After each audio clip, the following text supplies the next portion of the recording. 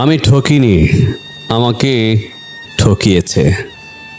বিশ্বাস করাটা কি সত্যিই আজকাল অপরাধ? যদি তাই হয়, হ্যাঁ, তাহলে আমি অপরাধী। কিন্তু এই অপরাধের সাজা এত ভারী হবে এটা কে জানতো?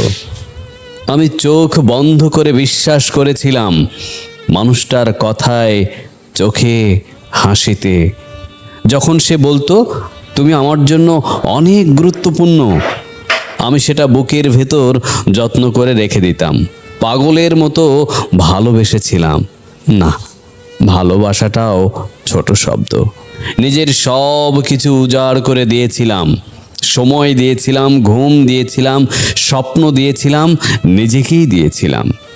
আর সে নিয়েছে চুপচাপ, হাসি মুখে, প্রতিদিন একটু একটু করে সব নিয়েছে। আর যেদিন আর কিচ্ছু নেওয়ার ছিল না, সেদিন চলে গেছে। যেন কিছুই হয়নি, যেন আমি কিছুই ছিলাম না। মানুষ বলে তুমি কেন বুঝলে না আগে? সহজ প্রশ্ন, উত্তরটা কঠিন। যে মানুষকে ভালোবাসো তার মুখোশ দেখার চেষ্টা করো না। ভালোবাসা অন্ধ হয় কারণ সে বিশ্বাস করতে চায়। সন্দেহ করা ভালোবাসার স্বভাব না।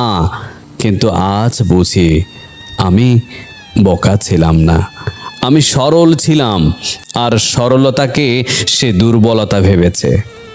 এখন রাতের বেলা ঘুম আসে না, বুকের ভেতর একটা চাপ থাকে। মুখ দিয়ে কথা বলা যায় না, কাউকে বোঝানো যায় না, শুধু একা একা অনুভব করতে হয়।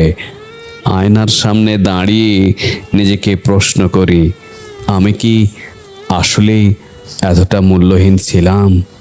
না, আমি মূল্যহীন ছিলাম না। আমার বিশ্বাস, আমার ভালোবাসা, আমার কষ্ট সব সত্যি ছিল।